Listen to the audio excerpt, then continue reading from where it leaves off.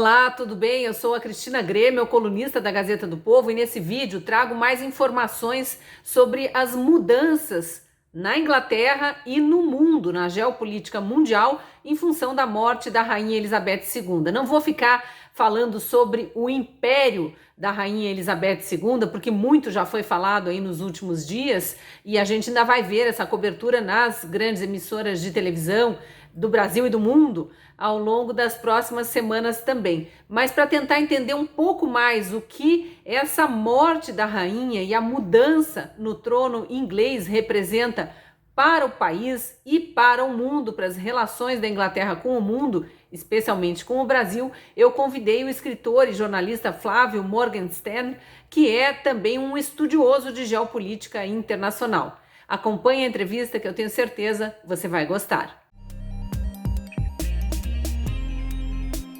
Eu estou aqui então com o escritor e jornalista Flávio Morgenstern. Me diga se eu pronunciei certo, que o seu sobrenome é mais difícil comigo, né? Morgenstern, tá excelente. Que vem nos falar um pouco de geopolítica internacional em função da morte da Rainha Elizabeth, da mudança de comando, né? A mudança agora para o rei Charles III. Eu sei que já está todo mundo meio exaurido desse tema, mas há um pouco além disso para ser comentado. A gente viu, né, Flávio, especialmente as emissoras de televisão aí, mas hoje em dia todo mundo é áudio e vídeo também, transmitindo muitas informações, aquela comoção nacional na Inglaterra, os britânicos são realmente súditos de uma monarquia, e foi uma monarquia tão longeva. O que mais que você destacaria nesse momento e que talvez tenha sido pouco explorado aí pela imprensa? Olha, em primeiro lugar, sempre uma honra conversar com você, Cristina, conversar com a Gazeta do Povo. Há muitas coisas em jogo neste momento e que a gente não tem muita clareza em relação a isso ainda, porque a gente está ainda no terreno extremamente especulativo, né? Quer dizer, o rei Charles ainda não foi nem coroado. O trono nunca deixa de ficar ocupado, né? Mas ele ainda nem foi coroado de fato. E o que fica muito claro para todo mundo, acho que eu não estou falando nada polêmico, acho que quase todo mundo vai concordar com isso, é que nós vamos ter uma mudança de rumo no que significa a própria monarquia e no papel da monarquia dentro da política inglesa. E a política inglesa, a Inglaterra já foi o centro do mundo mais de uma vez, né? Como uma grande potência naval, uma potência militar, uma potência econômica, e agora, de certa forma, também como uma grande economia da Europa, né? Ela disputa muito com a Alemanha a liderança europeia, saiu da União Europeia, mas ela ainda é o grande player ali, né? Porque, bom, ela foi o centro do capitalismo do mundo por muito tempo. Então nós vamos ter uma mudança agora de como a monarquia vai se comportar, né? Nós temos uma visão da Rainha Elizabeth como uma rainha completamente ornamental, né? Ela, assim, se pronunciou em público na prática, praticamente na crise do canal de Suez, né? Então você tem uma monarca que ela de fato representa o país, né? Você tem o governo ali completamente apartado. Dentro da monarquia britânica é uma coisa engraçada porque ela tem 3 direitos, né? Direito a ser consultada, direito a, de vez em quando, assim, quando alguém pede a opinião dela, vai lá dar uma opinião, sabe? Ela não tem praticamente direitos, ela é realmente uma pessoa completamente ornamental. Por isso até, né, desculpe te cortar, por isso até que no português a gente usa aquela expressão, é uma rainha da Inglaterra, tipo, é um zero à esquerda, tá ali só para figurar mesmo. Mas siga, porque ela teve importância, claro, e importância em momentos cruciais da história do mundo, né? Exatamente, só que ela representa o país. Então, o rei Charles ele vai ser uma pessoa completamente diferente disso, porque ele já foi, né? Ele já se manifestou 1 milhão de vezes. Ele quer uma política ambiental rígida, ele tem ligação com boa parte das burocracias agora que estão mandando na Europa, né? Seja a União Europeia, o Parlamento Europeu, seja toda aquela burocracia, faceless bureaucracy, né? Aquela burocracia sem rosto, que a gente nunca conhece direito quem é que está mandando por ali. Ele tem uma política, por exemplo, relativa à imigração, coisa que a Rainha Elizabeth nunca quis se meter nesse tipo de assunto, então nós vamos ver um rei muito mais atuante. A consequência disso é muito óbvia para todo mundo. O rei Charles ele tem muito menos apelo do que a Elizabeth, né? Ele não tem popularidade. Você repara, né, quando as pessoas falam em manter a monarquia Inglaterra, 70% das pessoas pensam em manter a monarquia com a Elizabeth. Na hora que você fala do rei Charles, aquilo ali cai para menos de 60. E isso era uma pergunta que eu queria te fazer, para a gente sair ali da Inglaterra e depois vir para o resto do mundo, né? O que muda das relações da Inglaterra com o mundo, mas dentro da Inglaterra, especialmente nas novas gerações que pegaram já a parte final do reinado da Rainha Elizabeth, não há uma aceitação atual da monarquia como existia nas gerações passadas, né? Tem muitas questões aí envolvidas, né? A questão ideológica é a principal. Existe também a questão econômica da monarquia ser extremamente cara, enquanto que tá lá só a Rainha Elizabeth figurando como uma lembrança, né? Olha, o britânico ele é pontual, viu, gente? O britânico ele não joga lixo no meio da rua. O britânico ele mantém a coluna no lugar, sabe? E isso é uma coisa. Agora, quando você começa a ter um monarca que vai se metendo para todo quanto é lado, numa cultura já completamente democrática, sabe, globalizada assim por diante, a coisa muda radicalmente de figura, né? Então, o apelo fica completamente diferente. Nas relações internacionais, o rei Charles, eu acho que ele tende a se meter muito mais. Se metendo muito mais, isso significa que as relações diplomáticas no mundo que está em guerra, no mundo que acabou de passar por uma pandemia, que tem riscos muito grandes, uma economia completamente interconectada, a coisa muda radicalmente de figura. E o que para mim é um grande risco, para mim a minha maior preocupação é que nós parecemos estar no cenário pré-Primeira Guerra Mundial, né? É muito parecido o cenário ali, e são vários analistas que falaram isso, né? George Soros já falou isso, Hans Kelsen já falou isso, muita gente, Hans Kelsen não, né? O Henry Kissinger já falou isso, muita gente tá fazendo o mesmo paralelo, ou seja, a Primeira Guerra Mundial foi aquele momento que você tinha três primos ali, né, brigando entre si. Não porque eles tivessem brigado, mas porque seus países estavam brigando entre si. Eles não conseguiram manter os seus laços de sangue como uma coisa forte, né? Você pode reparar quem são os laços de sangue da Rainha da Inglaterra hoje. Com a Alemanha, que já não tem mais uma monarquia, com Suécia, com Dinamarca, essa é uma coisa muito, muito afastada. E o único apelo que você tinha para as monarquias no começo da Primeira Guerra Mundial era o monarca que estava lá. Quer dizer, entre os filhos lá, ninguém mais está mais interessado nisso, a chance disso aí ruir aumenta expressivamente. E aí, quando você citou no começo da tua explicação aí sobre o novo contexto geopolítico, da força da Inglaterra, da força da Alemanha, do contexto atual da Europa, a gente precisa lembrar que a Alemanha está à beira de uma crise energética gigantesca por conta da guerra da Rússia com a Ucrânia, aquela questão do gasoduto, tudo. Então, talvez nesse momento a Inglaterra, até por estar fora da União Europeia, tenha alguma força maior sobre os outros países da Europa. Não sei bem como é que você avalia isso, mas realmente é um contexto todo diferente que vem para esse reinado do Charles III. A guerra da Ucrânia, neste momento, é talvez a guerra definidora do século XXI, porque nós tivemos duas grandes guerras até o presente momento, né, do Iraque e do Afeganistão, que foram guerras muito americanas e muito daquele establishment do neoconservadorismo, né, da família Bush ali, que também não tem muito apelo, né, quer dizer, ele não tem apelo nem dentro do Partido Republicano, que dirá para o resto do mundo, né, você não vê alguém aqui, sei lá, sendo pró-Bush no Brasil, entendeu? Agora, a guerra da Ucrânia, ela é extremamente representativa porque é uma guerra que o Ocidente não entende, por razões que estão completamente alheias ao nosso histórico, ao nosso imaginário, o que tem de representatividade dos próprios envolvidos ali. Ao mesmo tempo, ela é a primeira guerra que nos afeta brutalmente. Quer dizer, nós estamos, por exemplo, num contexto eleitoral no Brasil neste momento. O Brasil se manteve neutro, né, até o presente momento nessa guerra. Se a gente tiver uma mudança de governo, a primeira coisa que tem de acontecer é a gente abandonar essa neutralidade, né, porque o Lula ele tem uma ligação muito mais clara e fidagal ali com Vladimir Putin. Se a gente perder essa neutralidade, imagina o que vai acontecer com a economia, com a cultura, sabe? A gente tomar bloqueio da União Europeia inteira, dos Estados Unidos inteiro, quer dizer, a capacidade de virarmos uma Venezuela por causa da guerra da Ucrânia, que não tem nada a ver com a gente, é enorme, não é brincadeira uma coisa como essa.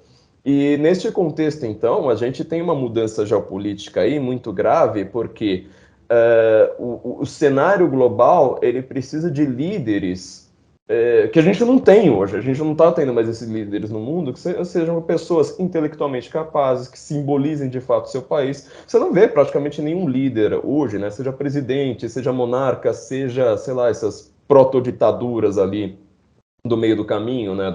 Da América Latina, do leste europeu, que tem um apelo popular, né? Que eles estejam falando assim, olha, não importa qual seja a ambição, a briga do parlamento do meu país, qual que seja a burocracia aqui transnacional, o meu apelo é falar assim, olha, meu país ele tem a tendência tal, eu tô aqui representando isso, nós não temos mais, e o Charles, de fato, né? Ele que deveria ser uma pessoa deste calibre, ele não está mostrando lá muita. Quer dizer, ele não mostrou, né? Já tem 70 anos, ele não mostrou em nenhum momento este apelo popular. Eu vi até num dos muitos memes, só uma parte aqui na conversa séria, num dos muitos memes da internet pós-morte da rainha, teve um que leva uma reflexão mesmo em relação a isso que você está dizendo, que é, imagine começar a trabalhar aos 73 anos de idade, que é o que está acontecendo. Não que ele não tenha trabalhado ao longo da vida, claro, mas...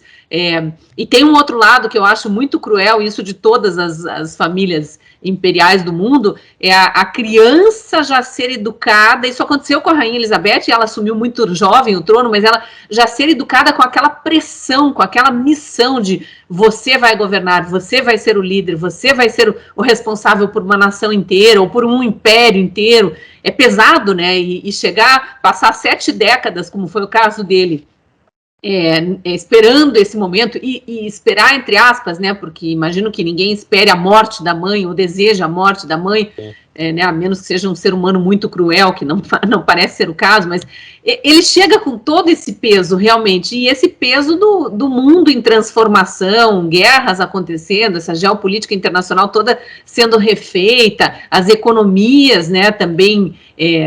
num conflito muito explícito, né? Pegar o caso do Macron com o Brasil em relação à França e ao Brasil entrar na União Europeia e ao Mercosul entrar na União Europeia com uma força agrícola. Ele vai realmente ter desafios muito grandes pela frente, né? O rei Charles.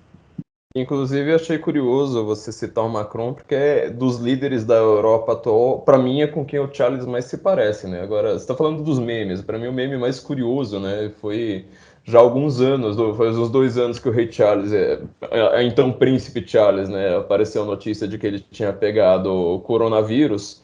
E fizeram a piada, né? This is the only coronation that he'll get, né? Vai ser a única coroação que ele vai ter, vai ser pegar o coronavírus, porque a gente tinha a visão da rainha praticamente como imortal, né? Ela trabalhou até a antevéspera de sua morte. Inclusive, seu último ato foi parabenizar o Brasil pelo 7 de setembro. O Brasil e a Inglaterra têm relações já antiquíssimas e nós não conhecemos, a gente ignora a nossa própria história, né? Porque nós tivemos, desde o descobrimento do Brasil, uma relação muito clara ali de Portugal com a Inglaterra, porque apesar da Inglaterra ter uma proximidade geográfica maior com a Europa continental pela França, só você pensar que Portugal também está ali pertinho, né? Quando você está lá numa disputa naval, é muito comum você, e na época das grandes navegações, né, quando Portugal, como o primeiro estado moderno, consegue desbravar os mares, você vai entrar em choque e também em relações comerciais pacíficas com a Inglaterra constantemente, né? Nosso processo, por exemplo, do final da escravidão teve muito papel inglês, assim por diante. Agora, o Macron, isso é bastante curioso, né? A gente pensar nesse paralelo do rei Charles com o Macron, porque eu até escrevi para uma revista suíça, né, Die Weltwoche, comentando toda essa questão ambiental. Toda vez que a gente fala, por exemplo, aquecimento global, né, por exemplo, até no último debate do Biden com o Trump, o único país que ele cita além da Ucrânia é o Brasil. Você fala, peraí, por quê, né? O que a gente tem de mais? E ele estava falando da questão do Pantanal na época, né? O Pantanal tá pegando fogo, antes era a Amazônia tá pegando fogo, toda vira e mexe, né? A gente não tá sabendo de nada aqui no Brasil. Os europeus começam a gritar, nossa, tá tudo pegando fogo. E umas fogo. narrativas que normalmente entram para o resto do mundo via Macron, né? O Macron realmente está sempre de olho no Brasil. Sempre ele. E tem uma explicação muito simples, na verdade, é tão simples que ela parece ser boba. O Macron ele entrou com essa plataforma do tipo, olha, todas as instituições burocráticas da União Europeia, do Parlamento Europeu, sei lá, tudo isso aí é lindo, é maravilhoso, né? Porque ele tinha um discurso antagônico ao da Marine Le Pen, falando, a gente precisa ter uma representatividade do povo geral, sem ter essa burocracia, né? Ele fala, isso aí é de extrema direita, não sei mais o que, é racista, babá. Só que ele chega no governo com uma batata quente na mão, porque tem um acordo da União Europeia com o Mercosul celebrado há 20 anos, que iria entrar em rigor, salvo engano, foi ano retrasado, o ano passado, não lembro agora de cabeça, acho que foi ano retrasado. Foi o primeiro ano do governo Bolsonaro, no encontro lá em Davos, que eu lembro que o Paulo Guedes chegou anunciando isso, né? Foi em 2019, realmente o Macron conseguiu deixar estagnado o negócio ali. Exato, aí ele começa a falar, olha, eu não posso fazer isso, porque, veja bem, né, o Pantanal tá pegando fogo, então eu não posso celebrar esse acordo. Então o acordo é maravilhoso, a União Europeia é linda, mas eu não posso celebrar esse acordo. Até o último livro do maior escritor da França hoje, um dos maiores escritores do mundo, né, Michel Houellebecq, no seu livro Serotonina, um romance, ele começa o livro falando desse acordo do Mercosul com a União Europeia. Quer dizer, se você celebrar esse acordo, você imagina você pegar... Quem conhece a agricultura francesa, né, pega uma tâmara francesa, compara com uma tâmara argentina, compara com qualquer fruta produzida no Brasil, você fala, olha, a agricultura brasileira que só vive de subsídio, ela não sobrevive uma semana, né? Na hora que o cara comer uma fruta brasileira, ele nunca mais vai querer saber da fruta local. Então, é exatamente essa a questão. Questões importantes. Eu queria só frisar um pouquinho mais essa questão ambiental com o Príncipe Charles, porque a gente ouviu muito na cobertura de veículos de imprensa nacional e também estrangeira, que ele é um grande ambientalista, que ele vem falando disso faz tempo, que isso ia ser talvez o grande diferencial do reinado dele para o reinado da mãe, porque o reinado da mãe também tinha esse distanciamento todo das questões políticas, e ela não entrava em polêmicas e tudo mais. Você acha que ele vai tentar, já que está sendo lembrada essa luta, digamos assim, dele, vai ser que ele vai tentar entrar com força nessa questão aí, e isso atingiria o Brasil de que forma? Eu acho que vai, isso é muito... Na verdade, eu acho que isso é bastante claro, né? As pessoas não têm muitas dúvidas em relação a isso. Porque o rei Charles agora, ele é muito mais bocudo, né, do que a rainha foi, né? Ele se metia de fato, tomava posições, já conversou com... Tinha um trânsito com políticos já muito mais claro. E a gente tem visto recentemente que essa típica direita e típica esquerda, elas estão mudando muito de foco, né? Vocês já não tem mais aquele discurso da Guerra Fria de economia, de Estado mínimo contra Estado máximo, de intervenção na economia. A questão ideológica, ela passa pelos dois. Então, por exemplo, a pauta ambiental, ela está tão forte com os Tories, né, com os conservadores, quanto com os Workers, né, o Partido Trabalhista. E o rei Charles agora, ele é uma pessoa que viveu num momento, né, nasceu num momento em que questões ambientais eram uma pauta da direita. Quando a gente fala isso é meio chocante, mas você precisa analisar como é que era ali os anos 40, os anos 50, era uma pauta da direita, tanto que os soviéticos falavam, a ecologia é uma distração burguesa, né? Nós queremos industrializar, dar poder para o proletário, assim por diante. Foi só ali, mais ou menos, no finalzinho dos anos 70 para o começo dos anos 80, em que essas burocracias que foram criadas, principalmente na União Europeia, mas não apenas nela, tudo isso vira um modelo agora de gestão esquerdista. Olha, nós precisamos pensar agora em acabar com as grandes empresas ali que cuidam desse tipo de agricultura, de pecuária, não sei mesmo o que, e fazer todas elas seguirem uma certa burocracia. Isso gera um problema muito grave, porque o pequeniníssimo agricultor, né, que é a grande questão do agronegócio brasileiro, ele sofre, ele não consegue entrar nesse negócio, e vira uma centralização. A centralização em poucos nomes. É exatamente o que a esquerda quer, é exatamente o que o modelo negócio do big business do capitalismo atual gera. Quer dizer, você chega você vai entrar num frigorífico hoje, chega lá no supermercado, você vai ver que os donos daquelas 20 marcas que aparecem para você de carne, são dois donos, na verdade, né? O amigo do Lula, o campeão nacional. Exato, sempre ele, sempre os mesmos Campeão nomes. mundial, né? Maior produtor de proteína animal do mundo, enfim. E aí passam o discurso de que defendem o pobre, o pequeno, o Isso. micro, né? O agricultor familiar, o orgânico. Mas eu estava pensando aqui se isso não tem muito a ver, essa mudança, digamos assim, não é nem de foco, essa mudança de percepção de que a pauta ambiental saiu da direita e foi abocanhada pela esquerda, não tem a ver com a ligação intrínseca da esquerda com essas ONGs que ficam, essas ONGs predatórias mesmo, que ficam ali sugando dinheiro público, não investem nada em meio ambiente, mas gastam muito com marketing, né? Passam essa imagem de benfeitoras, de defensoras do meio ambiente, e a esquerda se abraça ali, se agarra com unhas e dentes nessa imagem para tentar se vender como a real defensora do meio ambiente. E até que ponto tudo isso que eu disse tem a ver com o ambientalismo do Príncipe Charles, porque não está nessa linha, né? O meu ponto é o seguinte, eu não acho que isso seja mais uma pauta da esquerda. Porque a esquerda, você pode reparar, né? No começo do governo Lula, Marina Silva era ministra do Meio Ambiente, ela viveu as turras com o Lula o tempo todo, porque o Lula... Agora está abraçadinha de novo, né? Mas assim, depois As de não sei quanto... conveniências. Exato. Mas eles viveram as turras porque o Lula, ele nunca teve preocupações ambientais, imagina, metalúrgico lá, só querendo saber de favorecer, né, os seus empresários amigos, vai ter lá uma preocupação ambiental. Não, foram rusgas constantes ali entre os dois.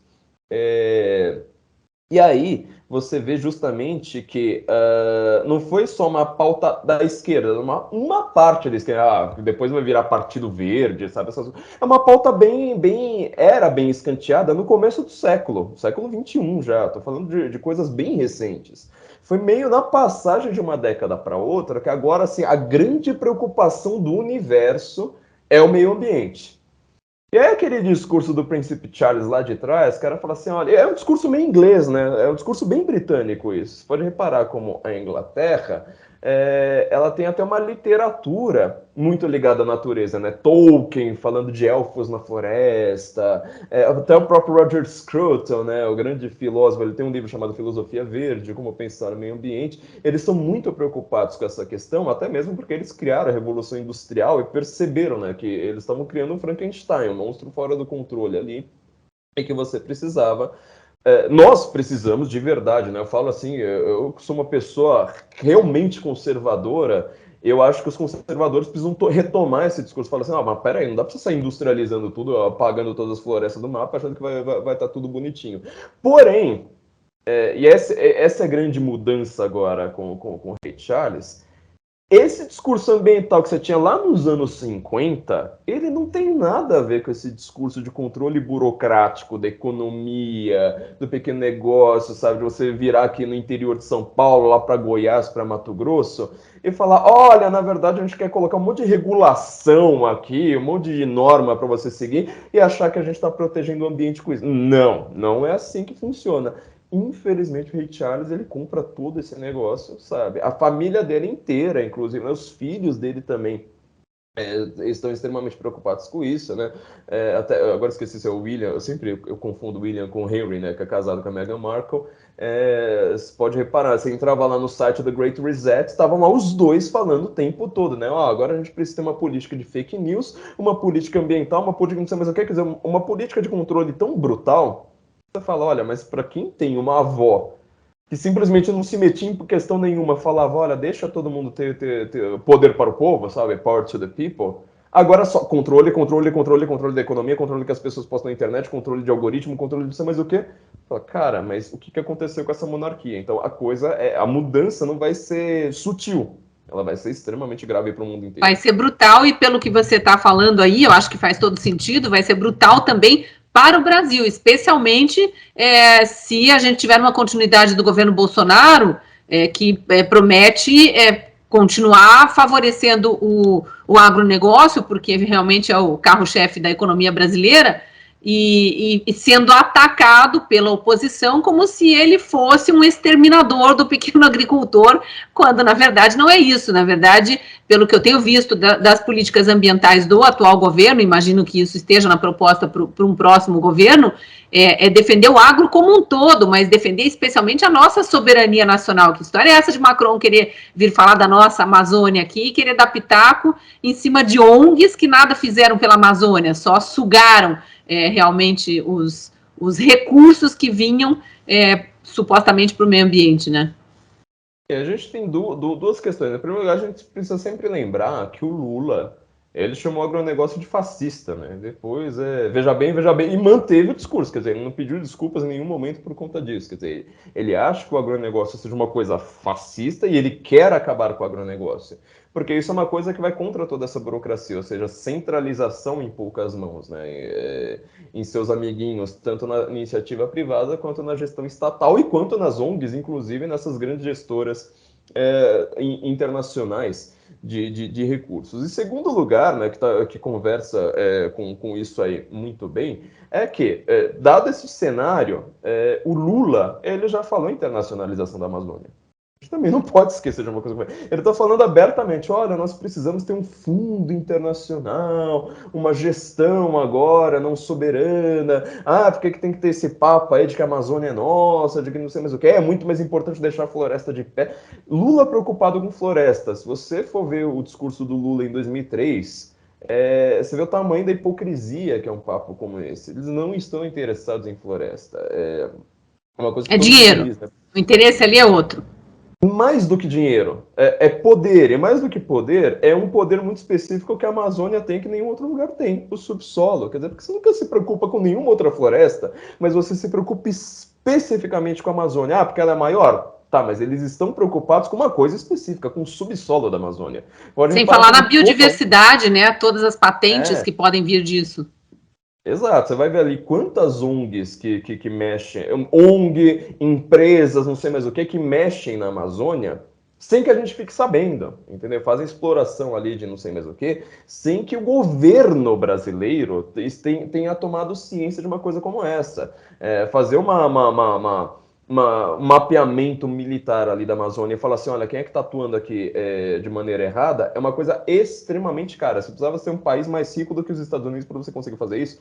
A Amazônia, ela tem quase o tamanho da Austrália, né? Ela tem, assim, mais do que 2/3 do tamanho da Austrália, né? Quase 4/5 ali desse tamanho. Quando a gente olha o mapa mundi, inclusive aquele mapa mundi que a gente vê, ele está errado. Porque eles diminuem o tamanho do Brasil, né? Ele, na verdade, é bem maior que a Europa inteira, né?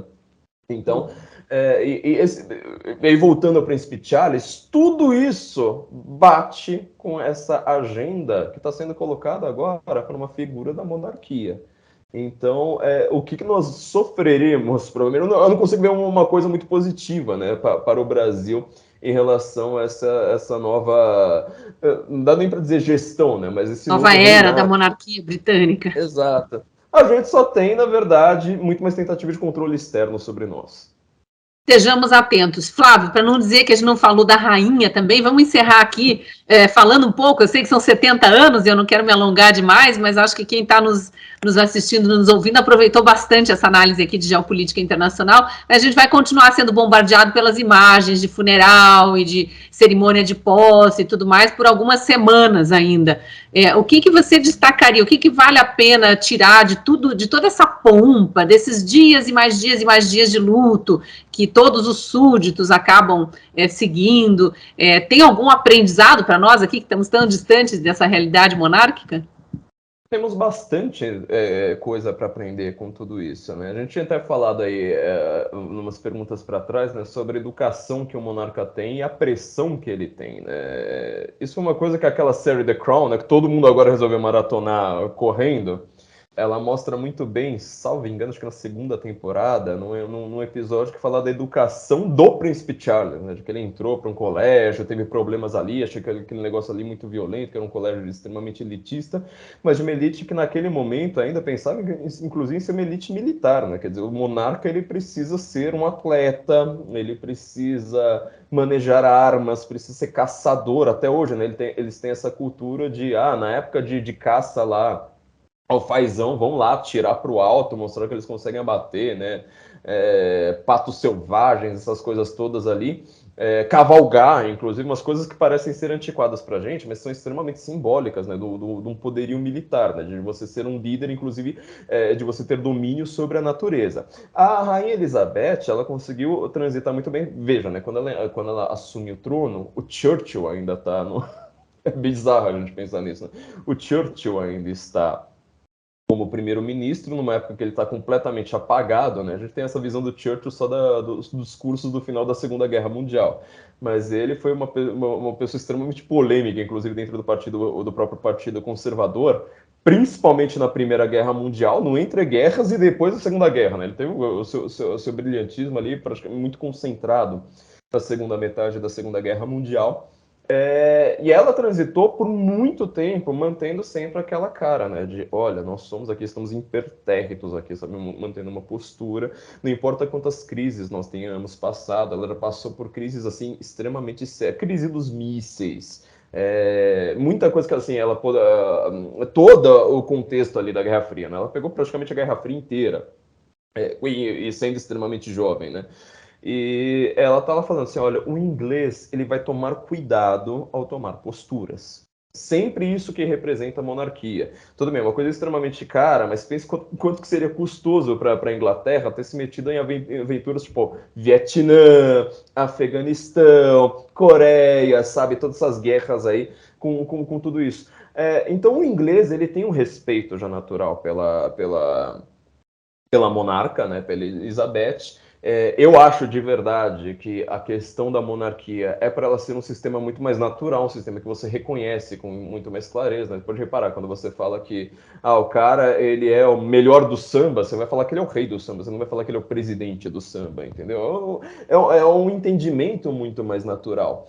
E, infelizmente, como o rei Charles ele é dessa burocracia transnacional, ele é uma pessoa muito mais ligada a essa tomada de posições de uma gestão por uma elite que ela mistura pautas de esquerda com pautas de direita, com uma bizarrice ali que está só na cabeça deles, ele acaba se apagando demais, né? Ele acaba não tendo essa representatividade do ser inglês. E a rainha, ela representava justamente uma cultura tradicional inglesa de você falar assim, olha, nós queremos manter algumas tradições, né? Até a filosofia mais famosa que veio da Grã-Bretanha foi o empirismo, né? O conhecimento pela experiência. Nós temos uma tradição de fazer isso, vamos continuar fazendo isso. Nós temos até a briga deles, né, com a Revolução Francesa, né? Se nós temos 60 minutos no relógio, né, 365 dias por ano, por que você está um calendário napoleônico querendo fazer dia de 10 horas,